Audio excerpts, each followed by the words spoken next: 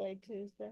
No, Woke up in the middle of the night, so I just hey, Nick, after being very much.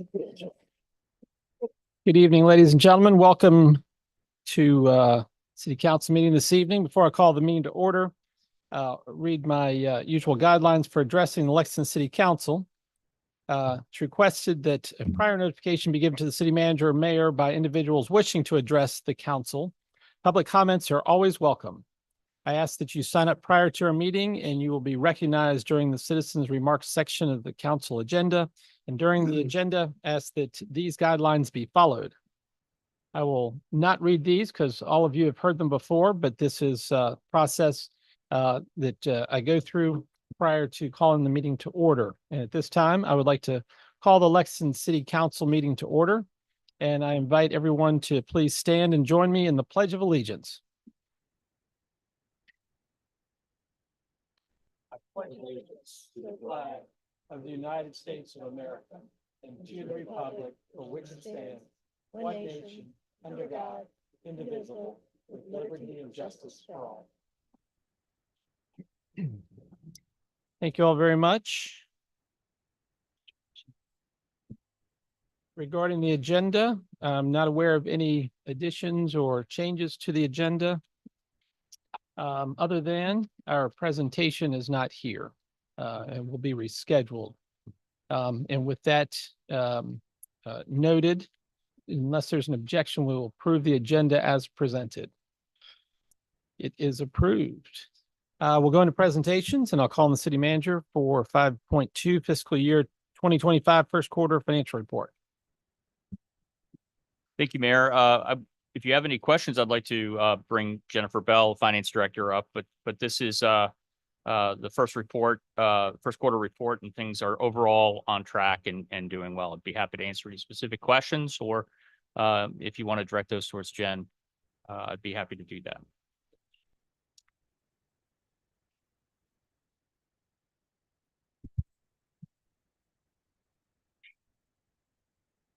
Good evening, Jen. Welcome. Good evening. Thank you for having me. Would you present our overview? I would love to. Thank you. So as the city manager said, the first quarter financials are pretty well in line with what we would expect. Although it's early in the fiscal year, I am watching closely our other local tax collections. Our sales, meals, and lodging tax collections are normally lower than budget in the first couple of months, and this year is not an exception, except for the lodging tax collections, which are slightly higher than budgeted. And for the past several years, we've seen really high collections in all three of those areas. And I'm not pessimistic, but I think at some point that's going to end, which is why I'm watching them so closely. You'll notice building permit fees exceeded budget in the month of July, actually, due to the large projects underway at Washington and Lee. Interest rates in the first quarter remained over 5%. And with the Fed dropping rates in September, we did see a dip in our October rates, but on our LGIP, we still earned 5.02%. The state non-categorical looks like we're trending ahead of budget, but this includes the PPTRA, the personal property tax relief that we receive from the state. And the bulk of that comes in each year during the first quarter. Also, you're probably tired of me saying it, but the state categorical is skewed because that's where we track our carry forwards for the state street funds and the state fire grant.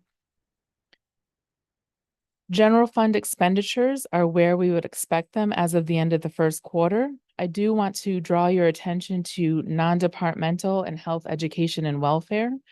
Within non-departmental, that includes our bond payments, and the bulk of our bond payment principal is due in the first quarter.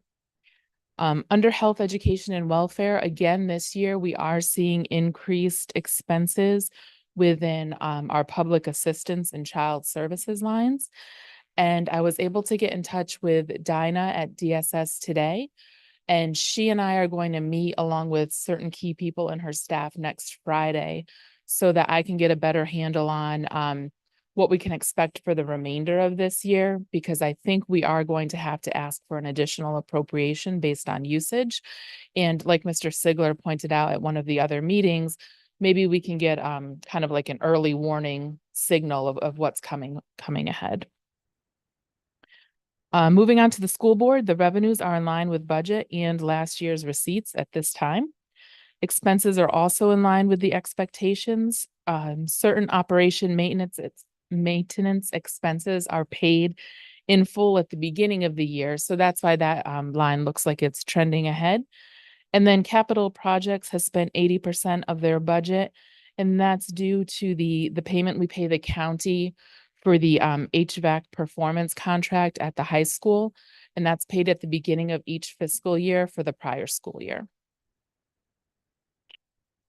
In the utility fund, the revenue for September usage came in after I provided the report in your packets. And the total for that month was 674,000. So now we're at 27% of budget on the charges for water and sewer line and 28% of budget overall. Utility fund expenses are low in capital projects, but the team is gearing up for the Jackson Avenue area project later this year. When speaking with Patrick Madigan yesterday, he let me know that he's looking at early April to issue the notice to proceed on that project. But there's a lot of legal work that needs to be completed leading up to that. So the date could change. Within the equipment replacement fund, well, first I want to mention, don't be alarmed that you see $0 in the revenue line from Rockbridge County. I didn't get their bill out to them until mid-October. And after they received it, they did pay us promptly the first week in November. So we're all square with them. All the other contributions are right on target. All approved equipment has been purchased or ordered. As I noted in my brief, the trash truck that we ordered in July of 2022 was delivered in September. The dump truck has also arrived now. So we are only waiting for the ambulance, the bucket truck, and the street sweeper at this point. This report is for informational purposes. I'm not requesting any action tonight, and I am happy to answer any questions you may have. Mr. Ziegler. I got two questions. First one is about our state street maintenance and how we said we're working on a paving schedule that may begin in the fall. I remember we carried forward about $899,000. We have budget $865,000. Do we have a sense if we plan to expend all of that in this fiscal year? I do not expect that we do. And later in tonight's meeting, I'm going to ask that we actually reallocate some of those funds for some other capital projects for Public Works. But I will work with Patrick. I know he's been working out a schedule with our paving companies. So I'll have a better idea of that for the next update. And then other question is just, you kind of alluded to that you're keeping an eye on our tax collections. Let's say that the second quarter and we pass, through the second quarter and they are off. Are we prepared to take any steps mid-year to counterbalance that our revenues may not equal our expenditures, or try to control our expenditures? We don't have any specific steps in mind, but that wouldn't be out of the realm of possibility. I tend to be the one who maybe thinks that we might not hit our targets. Other people are more optimistic. So hopefully I'm just sounding alarm bells for no reason. I think it does make sense to pay attention. I think you're reasonable to be concerned, especially with the meals tax, because it looks like there's a significant, it's trending lower, and then it's also below both 23 and 24 Right. last time, and it's also a lower trend than last year too. So I Right. think that's reasonable to keep an eye on and figure out what needs to be. Thank you. In all of those taxes, though, our peak months are a little bit later in the year. So it's probably a little too early to worry, but that's what I do. Now, like I said, just after the second quarter, we'll have a good feel for our parents' weekends and our homecomings and so on that usually are busy in the fall. So Exactly. So I happened to bump into Patrick yesterday evening, and he was excited about the paving that's getting ready to start. And this is not an official number, but he was just ballparking around 700,000 might go into this current project. Great. And hopes to start next week, I believe. Thank you for that. Other questions that council has? Just a casual observation. I think that you and city manager do a good job in your management of the team of always, regardless of where we are on budget, focusing in on our expenses and making sure we're keeping them in check. Thank you for that. Thank you, ma'am. Next item on the agenda is public hearings. We have public hearing and consideration of ordinance 2024-09. At this time, I would like to open the public hearing for those who would like to address council on the budget amendments requested for the first quarter of fiscal year 2025. Not seeing anyone or hearing anyone that would like to address council on this item. I will close the public hearing at 7:11 and ask for council's discussion and or consideration. I'll make a motion that we adopt ordinance 2024-09, incorporating the budget amendments relating to the first quarter of FY 2025. Second. Have a motion and a second. Any discussion? Hearing none, a roll call vote.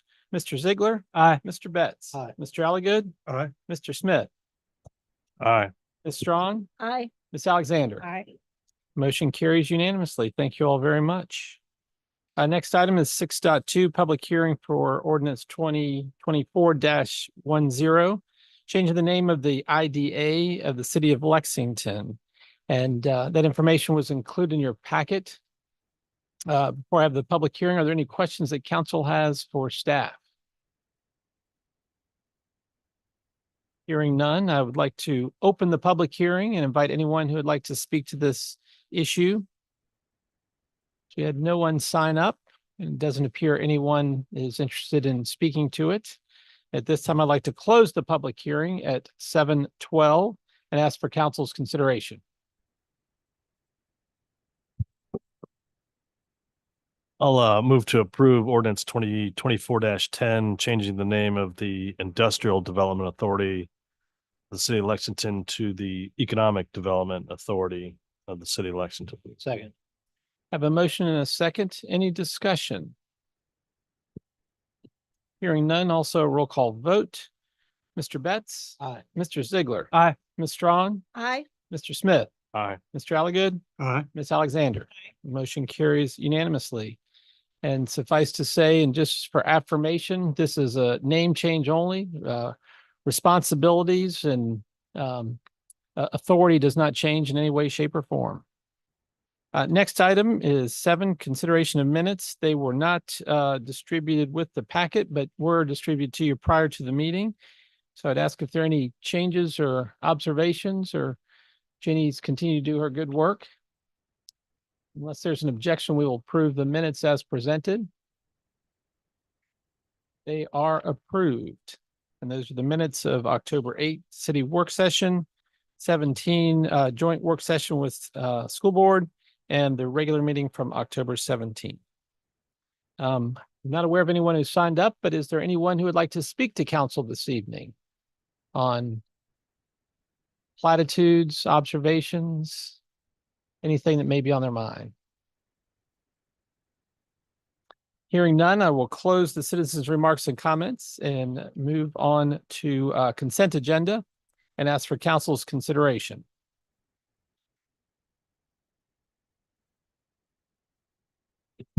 I'll move to approve the consent agenda. Second. Thank you, gentlemen. Roll call vote. Mr. Ziegler. Aye. Ms. Strong. Mr. Alligood. Aye. Mr. Smith. Aye. Mr. Betts. Ms. Alexander. The motion carries unanimously. Prepare for the parade. Unfinished business, discussion and consideration of investment policy. That was presented to you previously. We had a work session on that. and would welcome council's questions or concerns related to this topic. If there are none, would ask for council's consideration.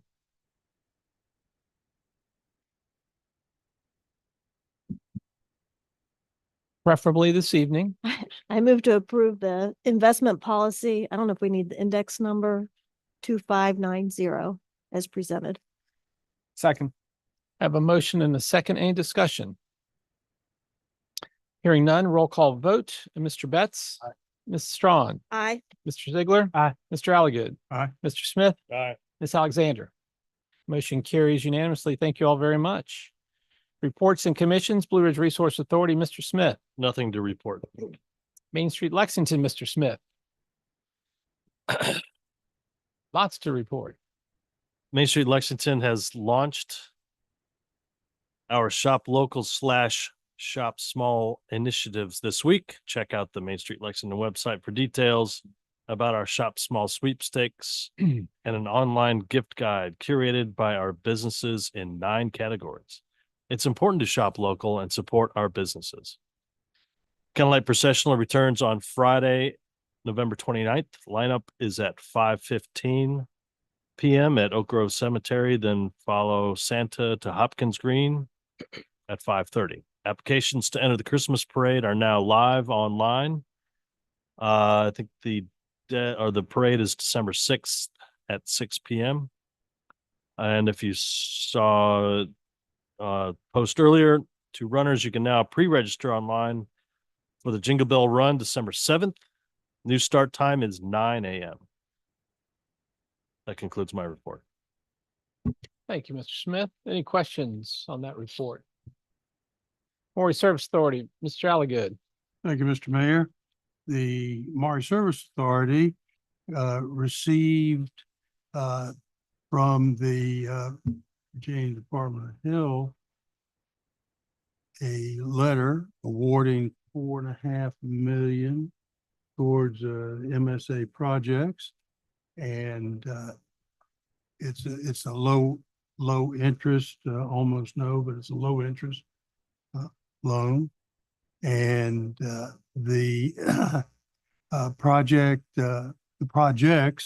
that are allowed for its use include the engineering work as well in advance of other projects not covered originally by the loan. So what I'm saying is that the Virginia Health Department is being very flexible and working with MSA and applying the grant, the money, the $4.5 million in there, and the projects that are under consideration there are the projects that have to do with the Route 11 water line improvement project, which will be a big deal for connecting it, fixing all that pipe, that ductile iron pipe that was on Furs Mill Road that had a catastrophic failure.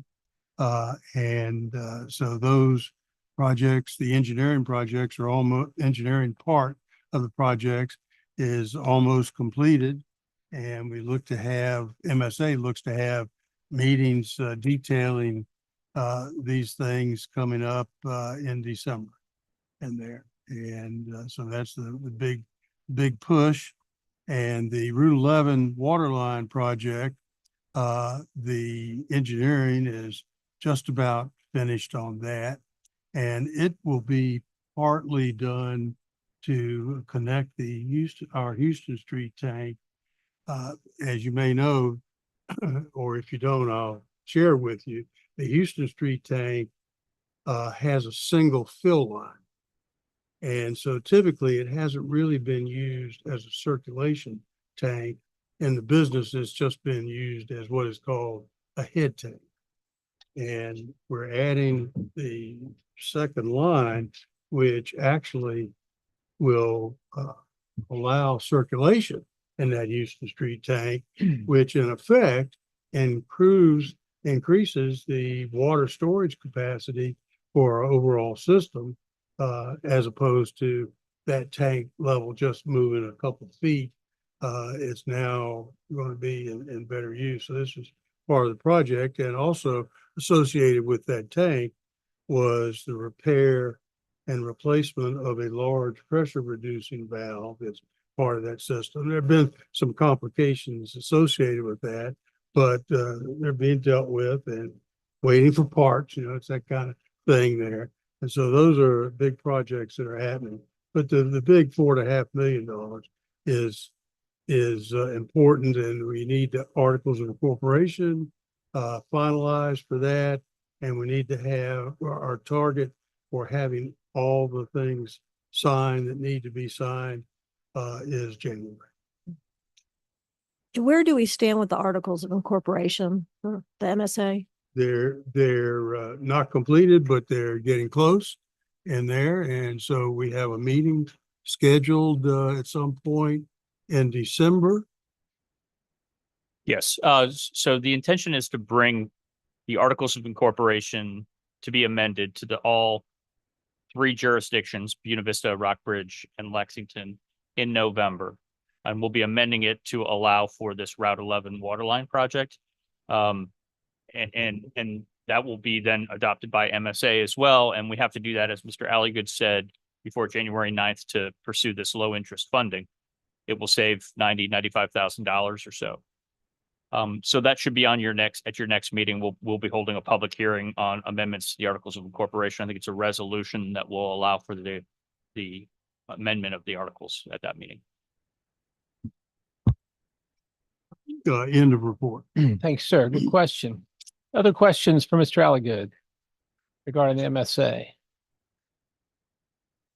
Hearing none, Planning Commission, Ms. Strong. Planning Commission met on Thursday, October 24th, and we had two items of business. We did a rezoning and conditional use permits for the two parcels that the city purchased that we're going to add to each of our cemeteries, one at Oak Grove, one at Evergreen. We approved those, and that should come before council at our next meeting. And then we continued our discussion on cottage housing. That's all I have. Terrific. Any questions? When do y'all anticipate being done with the cottage housing discussion? We're hoping to finish by the end of the year. Okay, great. We are getting close. Now we're just finishing up details. Very good. Regional Tourism Board, Mr. Betts. No report. Thank you, sir. Raro, Mr. Ziegler. The Board of Directors met yesterday. I can report that all 5 of our youth football teams made the playoffs. In our juniors, our BV team lost to Allegheny County in the Super Bowl, but in the Super Bowl for the seniors, a Rockbridge County team defeated a Buena Vista team. So it was everyone from Raro that competed in the championship in that league. So that's exciting. We had a great season for cheerleaders. They will participate in parades the first week of December. So keep an eye out for the cheerleaders in all of the Christmas and holiday parades. We will be launching a new sport for adults this winter, futsal, which is kind of like soccer. So indoor soccer, where the ball can go up and hit off the boards. This sport uses a little heavier ball, and the ball stays on the ground. You don't need walls around the court. Out of bounds is just when it goes over the line out of bounds of like a basketball court. So we shouldn't, bring, any damage to a court or to a gym, but there's a desire for adults for that program, and we want to launch it, and we'll try that at Rivermont and possibly at the RCHS gym based on availability. As far as also wellness fairs. So you might know from your roles on Main Street Lexington or the Chamber of Commerce that there are wellness fairs annually at VMI and at WNL where maybe 50 or 100 vendors come in, and Raro participated in both of those wellness fairs. And that put Raro in front of 500 employees at WNL and 500 employees at VMI, which was a great exposure for Raro. And we promoted our adult programs to all of those employees, and we were really well received. So that was really nice of our staff to go, and it was nice we were welcomed by both schools. And then lastly, I'll just extend a thanks to the city of Lexington and Public Works. They're helping to undertake the replacement of the backstops that I've mentioned a few times at Brubaker and Fox Field. Hopefully those are done by the springtime, and we appreciate the funding to improve those facilities, and hopefully the new backstops last another 50 years. So we use those fields extensively, and we need those improvements. So thank you. That's my report. Thank you, sir. Any questions? I did have a question about the youth football. Does Lexington participate on the Rockbridge team? Is that or? Yes. Okay. Yeah. So a few years ago, we joined the Allegheny Youth Football League. We used to be able to have enough teams locally between Buena Vista, Lexington, Rockbridge. Our numbers dwindled a little bit. This year, middle school football was added at Moy River Middle School, that also Lexington City Schools participates in that, and there's 44 kids doing that. But when our numbers started to dwindle just a little bit, we had to look outside just playing ourselves over and over. And so it really worked out that Allegheny County, which includes Bath County also, their numbers had dwindled a little bit, and they welcomed us, and it has worked really, really well. We thought we were worried about the travel, and it has turned out that our families have been able to plan. We have a good schedule. Allegheny, those teams come here, we go there, and it's worked out really well to play other people. When possible, we try to keep Buena Vista kids together if the numbers work. And when possible, Lexington, Rockbridge County joined to make a couple other teams also. And the Super Bowls this year were played, I think they were in Bath County, and that's predetermined each year. I think it was Bath County, not Allegheny, but it's predetermined.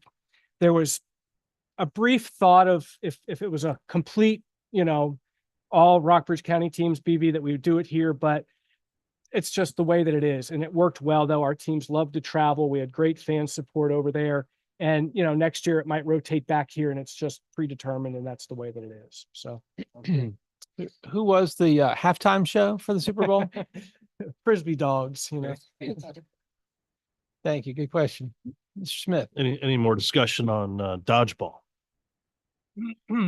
I think they're going to have a competition between the Board of Supervisors and City Council. No, right now we have not bitten off dodgeball just yet, but could be in the future. And will the information about indoor soccer be on the website? Yes. Yeah, it should be. I'll double check and make sure that it's there already. Thank you, Mr. Sigler, and thanks to RARA for the good work they do and having our children active and encouraging activity for children of all ages. Threshold, Ms. Alexander. Threshold met on Wednesday, the 23rd. We talked about the windshield survey and received an update that it was going to be conducted on the 28th and 29th. I haven't heard anything different from that, so I assume it has been completed. They were to have a group of people with 2 vehicles around in Lexington on those days. The results are still expected sometime in January. There was confirmation that some of the data, including the list of underutilized properties that were reviewed by Threshold, had been provided to the contractors. And there should be information about a separate spreadsheet developed by staff that will be used to identify issues specific to each of the properties and any planning department or police department interactions with those property owners. This was in part because of the city manager's need to gain better understanding of the city's enforcement issues. And Threshold would likely be asked to review a later draft of that spreadsheet that's forthcoming. We talked about the homeowner helper program that the city manager discussed with us not long ago in a work session. It was a program that was utilized in Ohio that he has a lot of expertise in. He was a part of that, and the program involves a form of a loan to qualify residential property owners to help them with making repairs to any code violations on their properties. And that is, more information on that is forthcoming as the program is in a more development phase. The November meeting is going to be canceled, but the December meeting will be on a different date. Will be on December the 18th at 4 p.m. Other business that was brought up in regard to housing and homelessness or what have you. It was reported that Project Horizon is working on one unit of transitional housing. There were not many details about that to share, except that wheels were in motion for that particular type of housing. RA's annual report has to do with some regional homelessness information, and that will be offered to us at our next meeting. And Harrisonburg's proposed shelter was supposed to open in October, and there's been a delay on that opening time. But in the meantime, the Waynesboro Warm Shelter is open, and that is where RA will be directing people from the local area who approach them about their homeless situations. And if hotels are not available, that's where they would be considered to go to Waynesboro to the warm shelter. There's a link from 50 Ways Rockbridge if anybody wants to view the forum on homelessness. And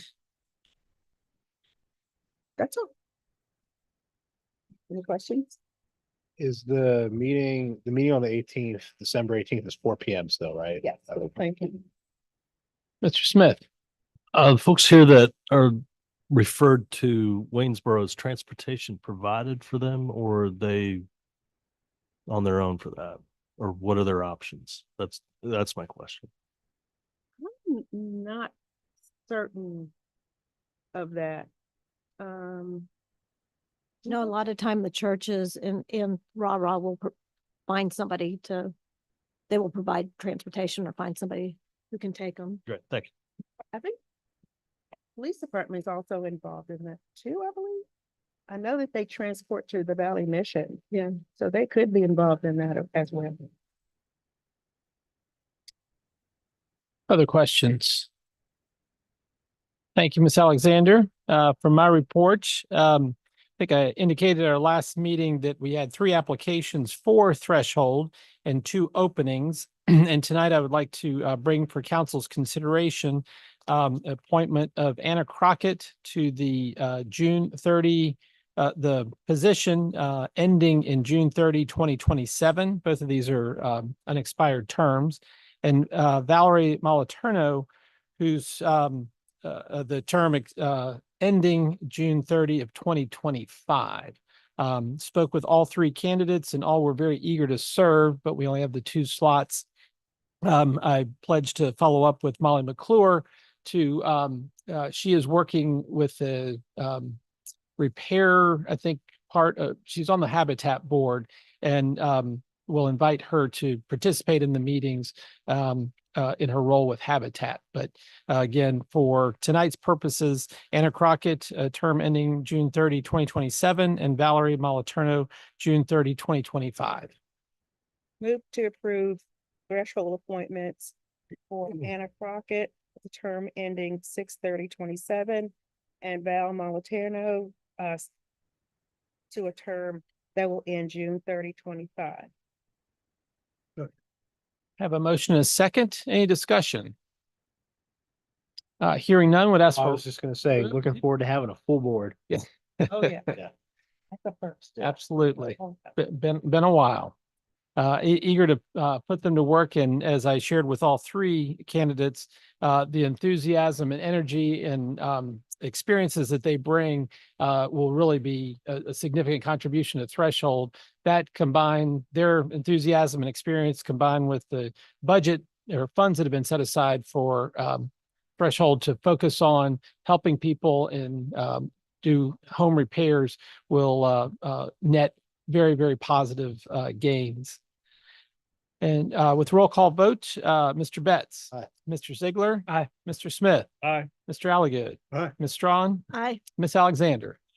We're Motion very carries. fortunate to get that level of expertise from that group. Yes. It's always important to share things. I think the inspiration came from an appeal that you all made at the homeless meeting back in October, if I remember correctly. So, or maybe September, but yes, the recruitment is still alive and well. Additionally, I wanted to extend my congratulations to all the folks that presented themselves on the school board and also for city council for election. Our community is richer for the experience and for having the contested races for those. And John, congratulations. We look forward to your contributions and glad you're here to be up to speed when January 1st comes around. Also wanted to express gratitude to the election board and all the election officials. If you've never had the opportunity to spend from the polls open at 6 and close at 7, as candidates, you may have been there, but as an election official, to be there for the whole day is really a commitment, and you're earning your stripes. So thankful to all those folks and the election board members who oversaw a very, very smooth process. I'm not aware of any concerns, issues, or otherwise even delays in folks being able to vote. So congratulations and thank you to all of them.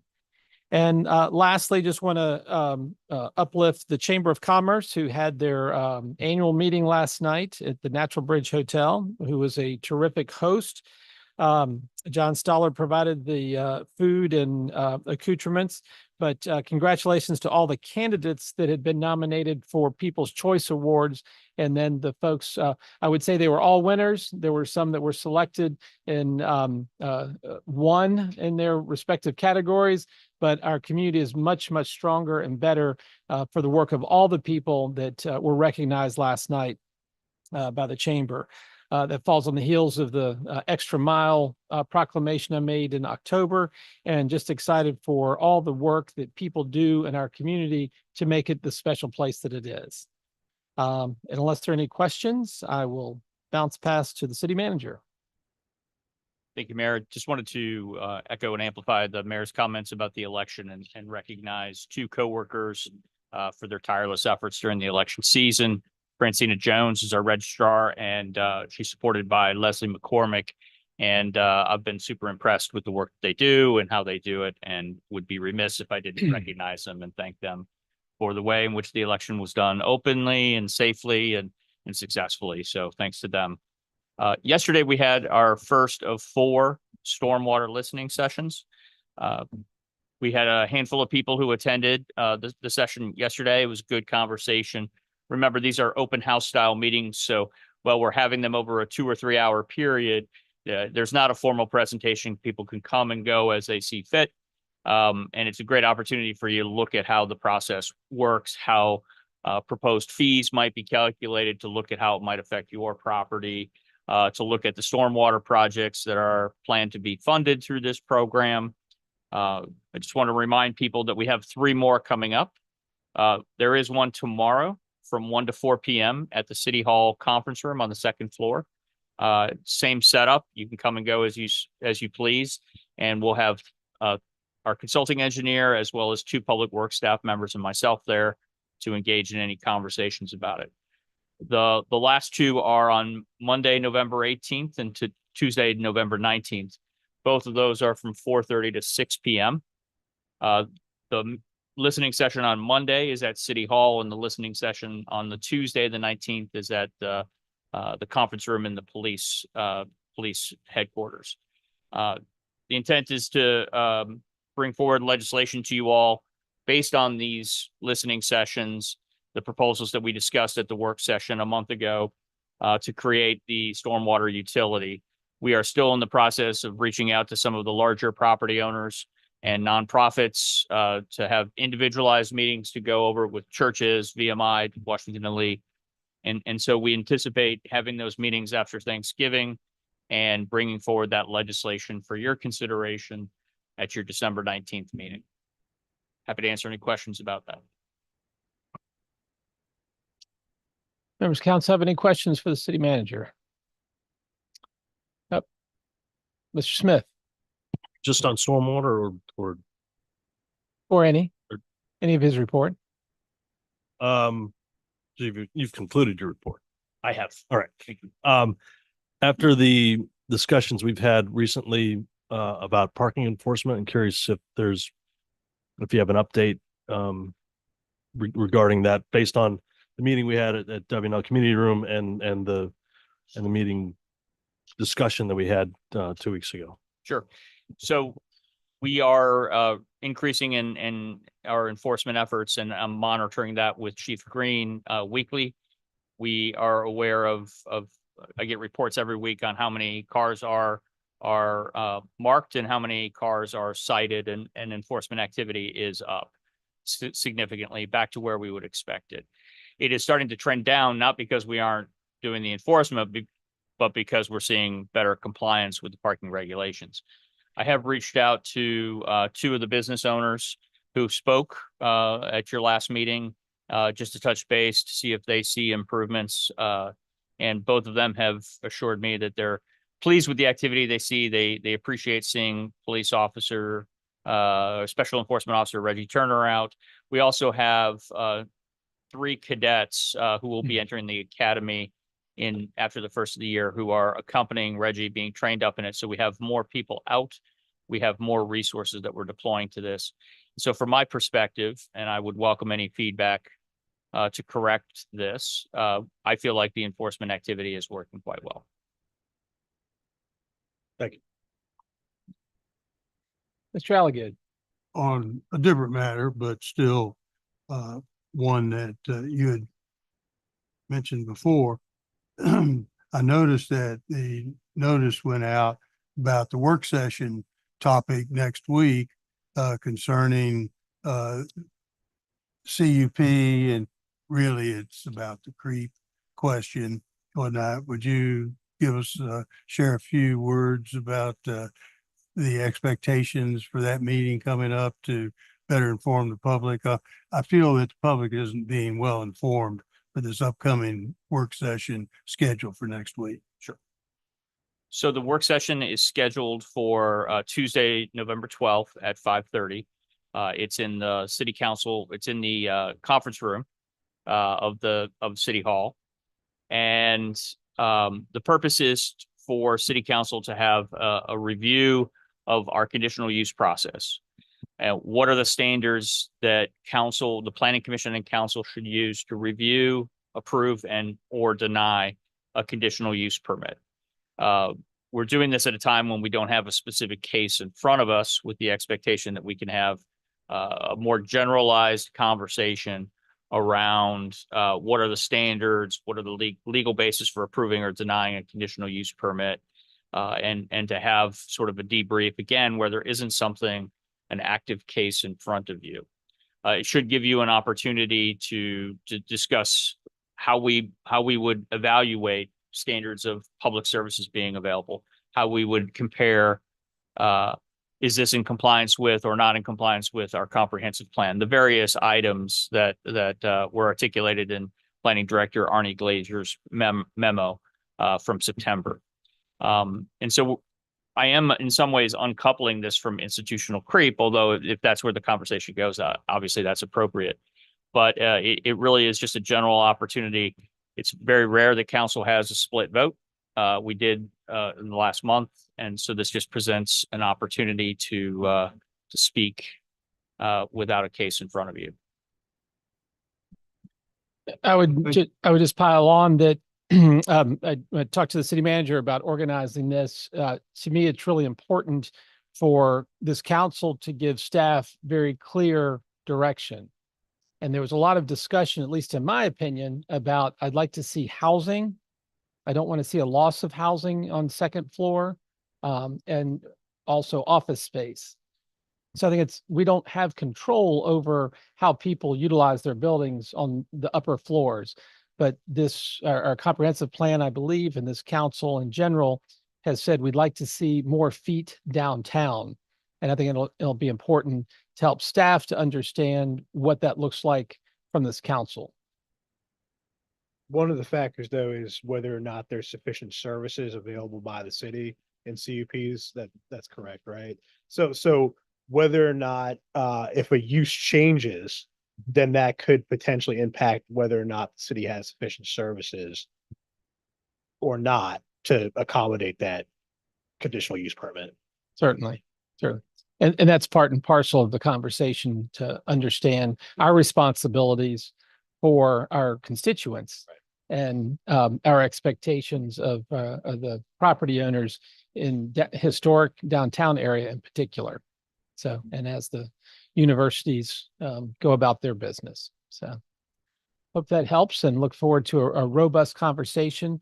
My expectation is that we'll spend about an hour discussing point of views and observations. And a big piece of it is really how we utilize the CUP tool, because I think it's important that we all understand that very clearly. Arnie did a great job, but I think Kevin, just to, again, open discussion with nothing before us will be very beneficial because it's applicable to all our neighbors. So thank you for the question, Mr. Alligood. City Attorney. I don't have a specific report tonight, Mr. Mayor, but I'm happy to answer any questions about Thank you, sir. any matters anyone may have. Members of council have any questions for the city attorney? Hearing none, thank you. I'm not aware of any new business. And with that, we will be adjourning for a closed meeting. But before ask Ms. Alexander to read us into that, I'll just remind everyone not to forget in mind and perhaps in person. Monday is Veterans Day, and we have a lot to be appreciative of our veterans. The Women's Club is hosting the Veterans Day celebration at Lexington Presbyterian Church, rain or shine, at 10 a.m. on Monday. So I encourage you, if you can, to mark your calendar. And if you can't, please pause and think about our veterans. With that, Ms. Alexander, if you'll read us in.